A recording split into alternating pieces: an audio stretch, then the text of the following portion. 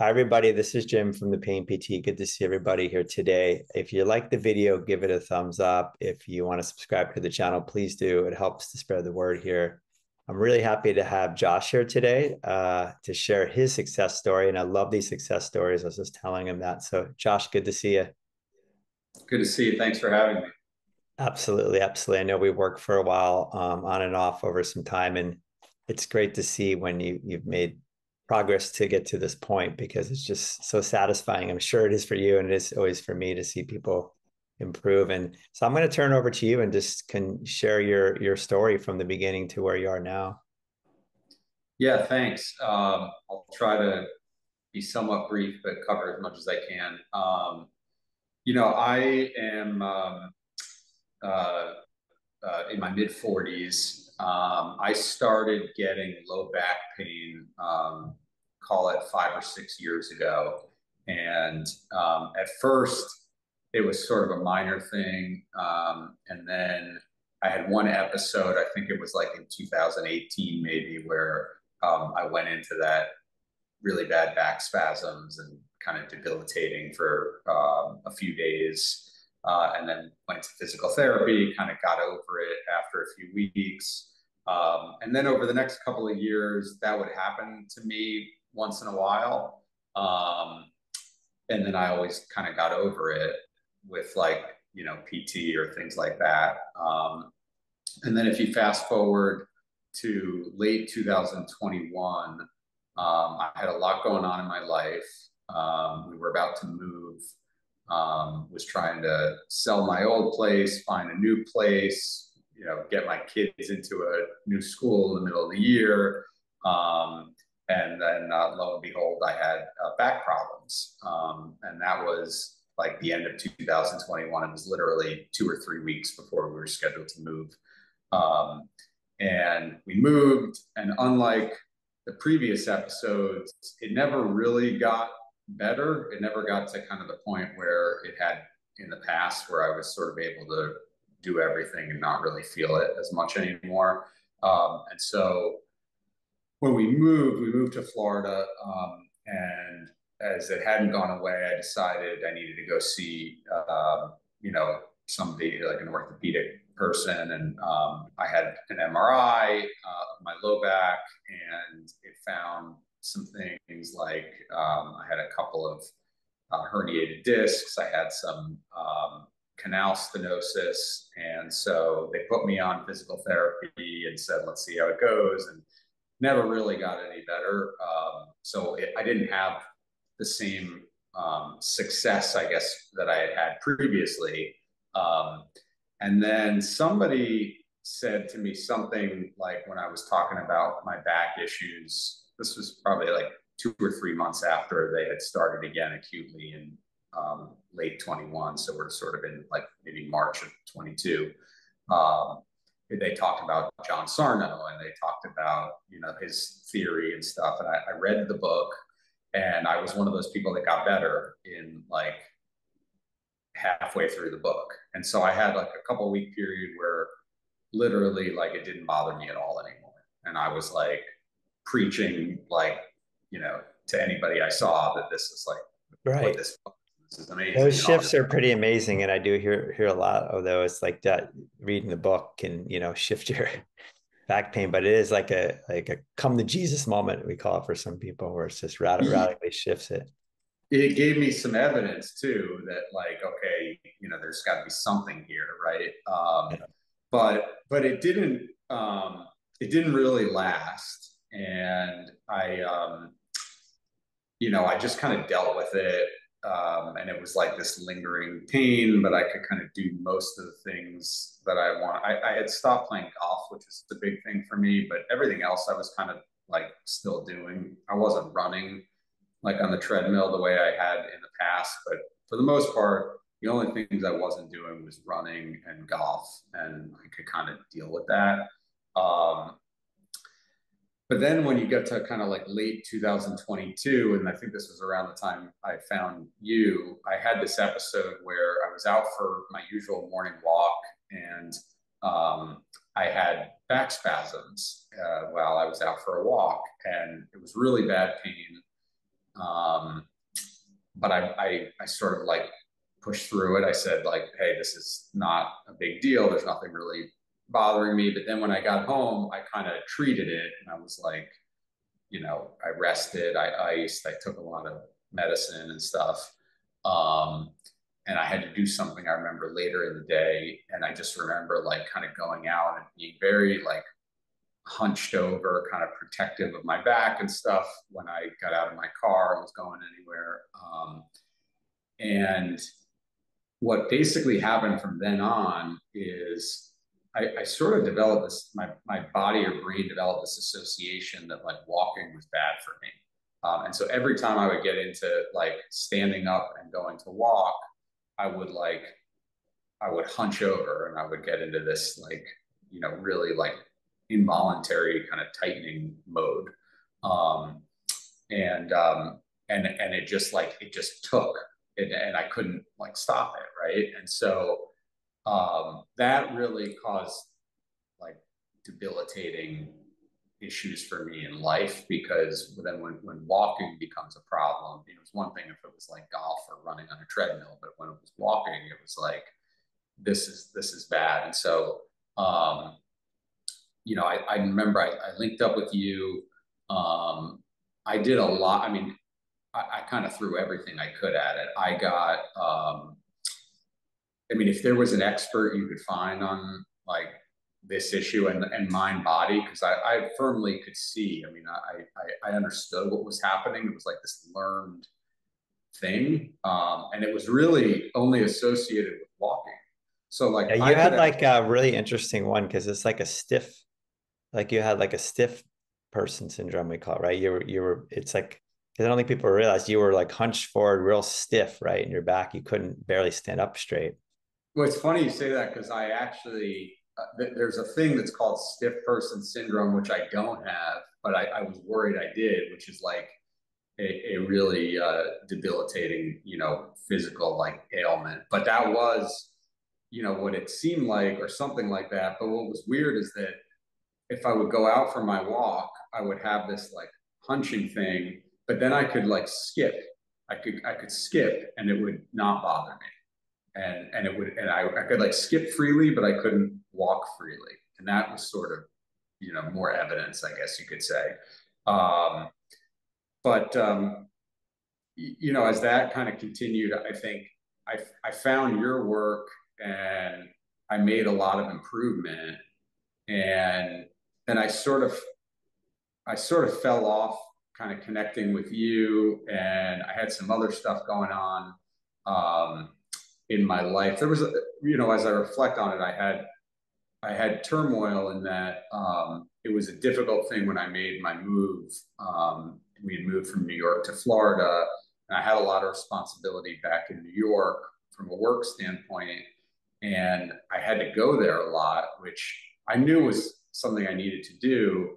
Um, as kind of part of like what my job would be. I don't think I realized the toll that it would take from the way I miss my family and kind of just like being away, and then I kind of would start to like not go as much as I felt like I should, and then I felt like I was shirking my responsibilities, and I kind of was like letting down people on both sides, so to speak. Mhm. And I think that was a big issue for me that kind of in hindsight drove a lot of Yeah, this. weighed on you. Yeah, because just to highlight that, we're talking about stress, right? That was a causative factor here. Like you had some life changes, right? Big move to, and that's when it started, right? Just a couple weeks before you made that move. And now you're talking about family, and maybe you moved back to where you grew up to, right? And you had mentioned before there were some things, when you're younger, things that happen there, or because this is unconscious, but so you moved back to your home near Yeah, where which you grew was, up. and I did. I had, this was part of why I could tell a lot of this was, driven by brain related stuff, and because I fit the mold of the adverse childhood experiences. My father had a really bad stroke when I was 10 years old, and it incapacitated him. So it was a difficult childhood for me. He didn't have health insurance at the time, and so it bankrupted us. us. And so, yeah, I kind of, there was a part of me that liked the idea of moving back to where I came from, and almost like I think it's subconsciously like redoing um, my what I remember to be not great, and maybe like giving my kids sort of a childhood that I didn't have. Um, my wife would say to me like, you're doing this to your, when I was having the trouble with the walking, she said like you're kind of you're doing something to yourself, like you're recreating what happened to your father. Like, do you see that? And I did see it, but I like couldn't stop it. But I realized it was an untenable situation for me with kind of what was going on with my work demands and things like that. And so I did decide, this was uh, early 2024. I decided, to leave the job I'd had previously, um, and basically one of the things I did, and I think this is really what kind of got me out of it, was I did two things. I reconnected with you, and I reconnected with the person who was my cognitive behavioral therapist from New York, who I had seen in years past when I had other issues that wouldn't go away, that were chronic, that fit the TMS mold. And cognitive behavioral therapy helped me a lot at the time. And so I figured like I needed to kind of concentrate, because I had done, I mean, I saw the successor to Sarno in New York at Rusk a number of times. I saw the person who wrote, there's a person who wrote a book on back pain that I like tracked down, and, you know, I did the whole program. She told me, I went to Philadelphia to see this special PT person. And all, I mean, it, I actually, I found Alan Gordon. He was quite helpful. I didn't like heal from that, but it helped me a lot, just from an understanding standpoint. But my CBT person kind of kicked me in the ass and was like, Yeah, maybe share more of that, because I think it's important. I talk a lot more about that, how the thinking and the thoughts and cognitions play such a role. I mean, they're one of your outputs of your brain. So maybe share personally about that, how that helped you, or what ways she got you thinking the right way or changing some of this. Well, I was at a point where we were building a house, and we moved into the new house, and like my condition was sort of felt like it was getting worse. I mean, this was basically like, I mean, what are we at? We're in June. This was early March. And that was like when I said I synced up with her and I synced up with you. Um, and she was just like, Josh, like you're absolutely fine, and you need to go do. So what I was doing was I was doing this like walking on the treadmill for 30 seconds at a time, maybe a minute, and then I would get like uncomfortable and hunch over, and I would, and I would start to like feel it. And she was like, "You're going outside, you're going to walk, and you're going to be comfortable, and you're going to be fine." And I was like, I can't do that. People are going to see me. I live in this new neighborhood. And she's like, what do you think's going to happen if people see you? She's like, they don't care. Like, no one cares. You think, and I'm kind of like, yeah, I guess what's the worst thing that could happen? Like, and so I had been approaching things in sort of this incrementalism, and the stuff that, like just real stuff that I wouldn't do, that would seems really simple. And she would help me think about like, well, what are you afraid of? Like, what do you think is going to happen? And what is the big deal about that? So you're going to walk, and your body's going to tighten up, and you're going to like lean forward and stuff. And you think what, like 500 people are going to be standing around watching you, like ostracizing you? Like, what is That's what your brain was thinking, right? Your brain was doing some version of that. You're right. Yeah, It was going there. it was like, the way that they say in cognitive behavioral therapy, the way you perceive a situation is more closely connected to your reaction than the situation itself. And Right, so it's all about thought correction, and then having the thought correction lead to behavioral change. right, And so for me, it was like, the one other thing I will say that I did that was a big deal. I have, health anxiety that stems from what I saw happen with my father when I was a kid, and I think it's ingrained in me. And I did get a full, like, beyond just the MRI stuff, like we talked about the stiff person thing before. I went to a neurologist. I had like a real full workup done in March, and there was nothing wrong with me from a neurological standpoint or yeah. So anything like that that. gave you the confidence, right? Shut the door on that health anxiety around your back. I needed that, I think, and then the CBT. Her name's Cindy Aronson, from Mount Sinai in New York, and she said, like, once I got all those results, she said, okay, like, are you ready? She's like, you told me, because I did say that I was so worried about what it was going to show, and I said yes. When if that comes back and everything's fine, like, I'm gonna I'm gonna do these things. I'm gonna go. I'm not gonna. And then she basically was like, well, you promised, like you said that. She goes, now Yeah, are you you wrote ready? a Like, contract. Well, that's yeah, that's you. awesome because I love that attitude. I try to take it to you. Let's go. Like, and once you knew that, like there was no way, right? You had already said you'd go for it, and you had all the evidence, but that you need sometimes a person like that, right, to kick you in the butt because And the I, yeah, anxious mind is always hesitating. it is. And I had history with her, and then I had developed history with you. And I think, Yeah.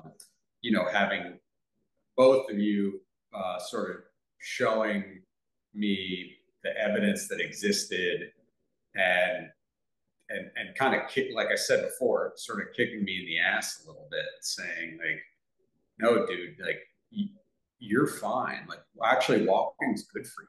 There's no issue. Like, you've gotten checked by all the doctors. Like, and I'm a very rational person. That's what I kind of like about CBT, is it's like, it's using evidence Hmm. to teach your brain something. But I think the key also for me was the behavior had to change, and I had to. You say, like, um, what's the saying about fear that you say? Like, do the thing you fear, and the death of fear is certain. Yeah, exactly.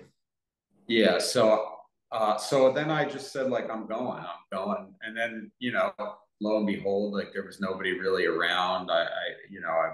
I remember walking, and like walking through some like spider webs, and thinking like, wow, if there's spider webs here, like nobody's really walking around, because like it takes a while for those to form. And then, I mean, after years, like, of just debilitation and difficulty and pain and immobility, um, I sort of stuck to this pattern, and it was like, all right, I'm going out for 10 minutes. And then like 10 became 15, which seemed like crazy, because before I was having trouble just walking from, we built this big new house. Like, walking from one side to another was like a big problem for me. Um, and then I was like 15 minutes became a half an hour. And it was like, in between CBT sessions, like, that just became my old walking, where I was going 3 miles for 45 minutes. Um, and 2 weeks ago, I went, like, I was away with my family. I played golf with my son and walked 18 holes. That's amazing. Um, Yeah, because I remember you struggling with that, and also maybe highlight because I remember us talking for all this struggle. The when you're in the middle of it and you're searching and looking and trying, and it's not easy, right? I remember a lot of times, you know, the the brain's getting very negative, right? Getting down, and yeah, there was a lot of perseverance for you to get to this point. yeah, and you just you get yeah, like so deep into, I guess this is like just what it's going to be like for me. And I guess this is what I have to deal with. This is a chronic thing. I've tried so many different things. I understand that I don't like have something that's really wrong with me from a physical standpoint, but the brain pattern is so powerful. And I think the people that get afflicted with these things that have a combination of, um, adverse experiences when they're younger, and that also like very active thinking brains. I mean, Sarno talks about that, and I think there's something really to that. They're like not people that just sort of, see something and move on. And I think, that applied to me, but that hurts you in these things because you don't like shake it off so easily, and you sort of perseverate. Um, and but there's definitely something to, I believe very strongly in the notion of pain reprocessing therapy that Alan Gordon has developed, because it's clearly the brain has learned something, and you do have to teach the brain something different. I think what I found is um, that correcting your thoughts through cognitive behavioral therapy applied properly um, corrects your behavior, Mm. and then that changes your brain. So it's sort of this combination of thought correction and behavioral correction that really led to me getting better. Because even when my thoughts were like, okay, like, you have the evidence, this is neuroplastic, this is not something that's driven by your body, like I still wasn't like taking that and going and doing the things that I really wanted to do, because you saw I was like I could think it, but I wasn't behaving it. Yeah, you weren't able to act it. Yeah, you were on a, so getting that that diagnosis or getting everything ruled out, right? Vote of confidence, and then having the CBT therapist really, have you change your thinking about it. And then, like you said, the big piece is like, go back. Hey, you said you're going to do it. Let's go. So that's it. And if you think about the brain, like what does the brain mainly produce? Cognitions, so thoughts, produces behaviors and emotions. So those are the three things. And for you, you're highlighting changing your thinking, and then you're changing your behaviors as well, right? Getting back to what you're doing. We're back. We had a little technical difficulties with Wi-Fi here, but Josh, yeah, I just want you to say that again. So you're saying how that the cognitive piece and the behavioral piece, we talked about these brain pieces, were really vital for you to shift for your recovery. Yeah, I think I had the cognitive thing I had figured out, like starting with the time when I read Sarno's book, and I started to feel, better very quickly before I kind of felt less good. Um, but I never really changed my behavior until like these last couple of months in the way that I needed to. And the stuff I was doing was just like incremental and cautious and gradual and afraid, and I don't know, like treating myself like there was an issue, because there was in practice, but I think the difference for me was like I finally said, okay, I don't care about, feeling embarrassed if I like look like I'm in pain, or I'm, having some sort of issue. Like I'm just going to go do this, and so that was like really changing my behavior and sort of sticking with it, and not like, freaking out about it, and sort of like showing myself, hey, it's not as bad as you think. Because I was worried about like how did I look and what would people think of me and that sort of stuff, and so that was preventing me from doing a lot of these things. Yeah. And that's highlighting, just for people listening, like I'm always listening to this, and you're highlighting your thinking, your behavior, and emotions, right? All three of those things, like embarrassed, worried, right? So they're all interplaying off each other, right? Which made you think, okay, maybe I shouldn't do it. Oh, I'm not going to do it. Then you don't do it. So it sounds like you overcame all three of those, right? You had to overcome the fear or the embarrassment, projected embarrassment you would feel. So you got over these emotions too, right? By challenging yourself to do the behaviors and just doing it. Yeah, and I think you talk about this a lot. Like you can fill your entire time like with getting really deep on all of this stuff, or you can like go try to do things in your life. And I think I guess in my experience, I couldn't think my way out, or I didn't think my way out of this. I just did my way out of it. And that was like what taught my brain. And by the way, like, you know, I don't want to talk about it like, I'm 100% perfect or whatever. I'm still like thinking about, wait, is there something going on? And then like, I have to still do these like Yeah, thought questions all the time. correct. That's great you said that because the anxious mind is an anxious mind, right? And you have had a lot of history with this, so your brain could want to latch back onto it, you know. Yeah, and then look, there's a part of me that's hesitant to like go do a success story because it's like I don't want to taunt my tormentor, like. That's But then that's I'm the anxiety again. Everybody, I think that's like a part of the recovery too, is that we I can. think I sort of decided that like it's BS if I just like if I think that way because I know I went for so long in such a like difficult state with almost no way out that and then like to have it change quite quickly finally when I like changed my thoughts and behaviors all the way. And I also had to change some things that were going on in my life too. I mean, I didn't have a sustainable situation, like I said, with the travel that I was dealing with.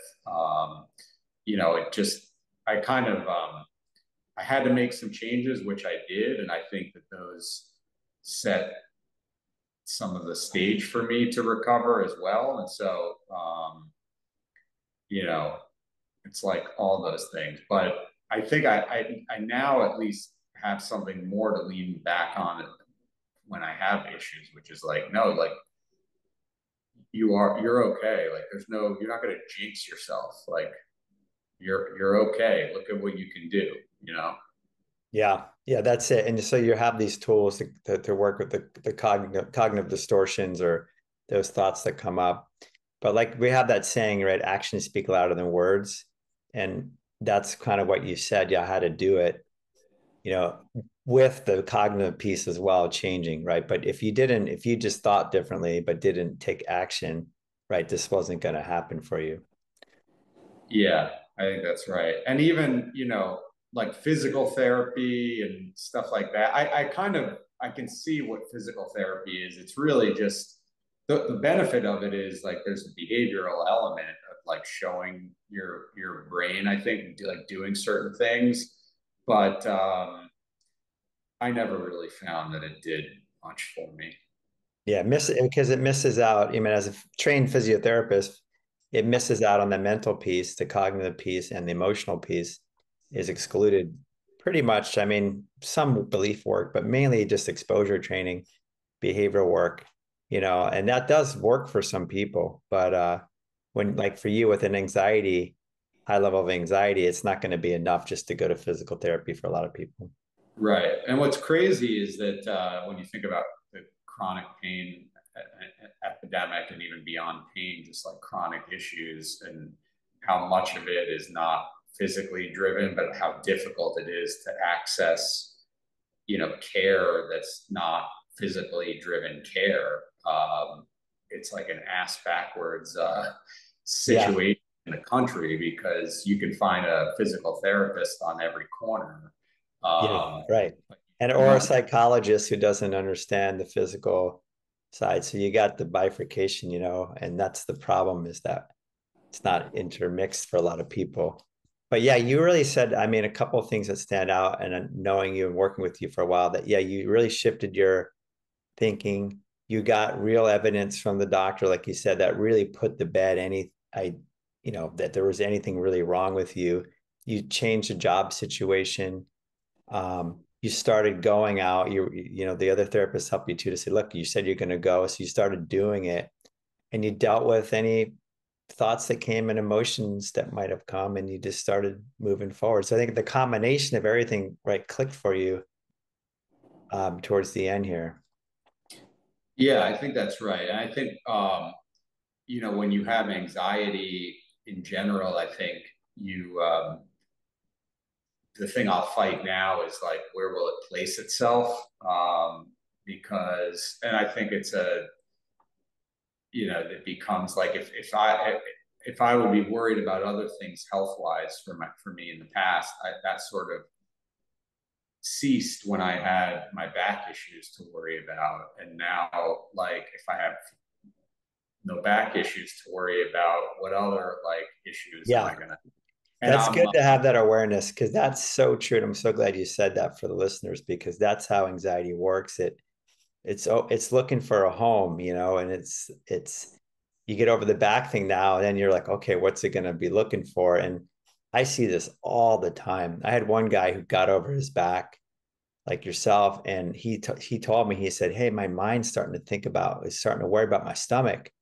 And I go, "What?" I go, "What's going on with your stomach?" He goes, "So nothing right now." He goes, "15 years ago, I had stomach issues." So his brain was already starting to go to the stomach because he got over the back. So it some could, of it too, I think we talk about like the anxiety, like, and some of that is just like that's the human condition. I don't think that that's necessarily even unique to people that are diagnosed with anxiety or not. They're just like that's what the human brain does. That's sort of what makes us. But I think to what your point, being aware of it goes a long way because otherwise you just lose yourself in the distress of whatever those thoughts are, and then like they can stick if you don't like sort of take yourself out of that and sort of see what's going on and try to correct it. So that's sort of what I've got to work on now and what I am working on it. I'm sure I'll work on it today at various points in time. yeah, that's it. You have to. And I do the same thing because we know the brain automatically, all these thoughts are mostly automatic and we know the negativity bias is real in the brain. The brain, like you said, human nature, that it goes more to the negative than the positive. And especially when you've had experiences like you've had growing up, the brain's geared to go negative, right? And it's a protective thing. So yeah, you have to do your part to catch it and become aware of it. And the cognitions and thoughts is one big area to focus on. So, and that seems to be helping you, plus the behavior. So that's awesome to see. I mean, it's great to get there, and you worked at it because it was a couple years, right? It was 2 years, maybe, right? 3 years or something like that. Yeah, I mean, really, I would say, yeah, between 2 and 3 years of just dealing with various types of things related to, what was low back pain. And you can go down these paths where, I mean, I had the cortisone shots and this and that. I did all of that stuff. I've thankfully avoided surgery of any kind. But I would say for me, like it's really convincing yourself that there's not like something going on in the pathology, physically, um, and then changing your thoughts and changing your behaviors. Most importantly, changing your behaviors because I think that that's what really teaches your brain and like kick yourself in the ass a little bit. Like, I remember our first meeting. You said my job is to like help you go do more, like do the goals that you want to do. For me, it was like doing exercising and playing golf and stuff like that. And I kind of was like, so he's just gonna like encourage me, I guess, to like go out and do those things. And so, but then I may not, and then as I kind of spent more time working with you and understanding it, and now really seeing it like that is what the answer is, and you don't know when it's going to necessarily click. But I think for me, it clicked when I really did the most stuff. Is Yeah. when Yeah. it took. Right. You backed it up. I mean, that's it, right? It always starts first with our thinking and like changing that, like, okay, we can do this and we're okay. There's no evidence something's wrong. And then actually, when you start to do it, again, that really teaches the brain that it's safe to do. And if you don't combine the action, you can think about it all day long and meditate all day long and sit home, but you're not going to get to do more until you do it. Yeah, and the incremental approach was like not the right approach for me either. Like I really needed to go and do the thing that like seemed crazy. Like no, I can't do that. Right. Um, I like that because let's pause for that because that's a lot of people talk about graded exposure and that does work for a lot of people. I'm a fan of that. But I'm also a fan of like, let's go, because if there's nothing wrong, go back because that's how you get better quicker sometimes. Like you had that big shift. and Because that was it for me. That yeah, is, I mean, I got better quick when it happened, but it took like diving into the deep end. that's it. Yeah, rip the band-aid off, jump in the deep end of the pool. You know how to swim. That's called flooding therapy. There's a term for it. And it's the opposite of graded exposure. But I love it because it's like this idea, like, hey, there's nothing wrong. And you've been, piddle paddling around here, right, for too long and you didn't get any traction. So for you to just say, I'm going for it, like that was a big shift for you. It's awesome. Yeah, yeah. Well, thank Cool. you for help along the way. Yeah, you're welcome. And just your ability to keep working with it and make some life changes and shift. And it just shows you like for people listening that you can change, you can get better. Doesn't matter how long you had it, right? And you just kind of kept going with the process. You tried so many things, but you didn't give up. And I think it just shows the power of having to shift your brain to really shift the pain or shift the symptoms. Yeah, and you can be in a bad place for a long time too. Even and then you can be in a bad place, very close to the time that you get much better too. And I didn't think that because it didn't feel like that was happening for a long time. So I Yeah, guess for people listening, that's something I would want to impart because it can feel pretty dark,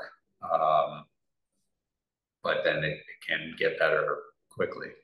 better quickly. And maybe also for the audience listening, because everybody's picking up this information, is what worked for you was not for you personally, wasn't going back and necessarily maybe talk about that processing old stuff so much, right? It was more about working in the moment now. Is that right for you? Yeah, yeah, that is right. I mean, it was good for me to be aware of what the contributing factors that sort of make made me incline towards this situation that I had been in. But it wasn't like you know, I go relive everything that happened and try to fix things and that like emotionally as much as it was, like I said before, cognitively and behaviorally in the moment. Um, that might just be more of me, but that is what I found because I did TMS therapy, like that Sarno when he writes about like 90% of people get better just by reading the book or whatever. And then there's people that need to, get deeper into their emotions of what happened in their lives and things like that. And I did that. I went down that path, but like it didn't really do anything for me. Yeah. Yeah, it's good to see that. It's good to highlight that because everybody's a bit different. And like you said, you did some of that. And yeah, sure, it does help with the understanding of why this was happening. But until you change the here and now and the way you were thinking and behaving and moving forward, it didn't move the needle by itself just to do that work. Um, Yeah, which is why I believe in what, like I said, what what you and and Alan Gordon and the pushing forward of, like there's brain science behind this. And I think like you have to, I think like the emotions and all of that stuff matters, but I think like there's a rational person can understand like what the science is behind these learned patterns. And it like changing your thoughts and changing your behaviors can change those learned patterns, and they can happen quickly. Absolutely. Yeah. Yeah. Awesome stuff, Josh. I mean, great success story. Everybody's success story is unique and just I love it. And any parting words for people out there who are working through their stuff? I mean, what would anything you want to say? Yeah, I would just say it can change, even if you think it is something that you're going to live with for the rest of your life. It isn't necessarily the case, because I thought that many times as recently as like a couple of months ago. I thought that. And so, you know, listen to these approaches and change your behavior. Um, and it can happen quickly, even when you kind of think you've done everything you can and all is lost. Because I felt like that a lot. And I don't feel that way now, obviously. Yeah, that's awesome. It's awesome. I think that's well said. So yeah, thank you so much for being here, sharing your story. I really appreciate your willingness to come on and do it. It's awesome to see you share it, and then it's going to help other people out there. So thanks so much for coming on and doing that. Thanks, Jim. Thanks for having me. Okay, you're so welcome. We'll see you later. Bye. Bye bye.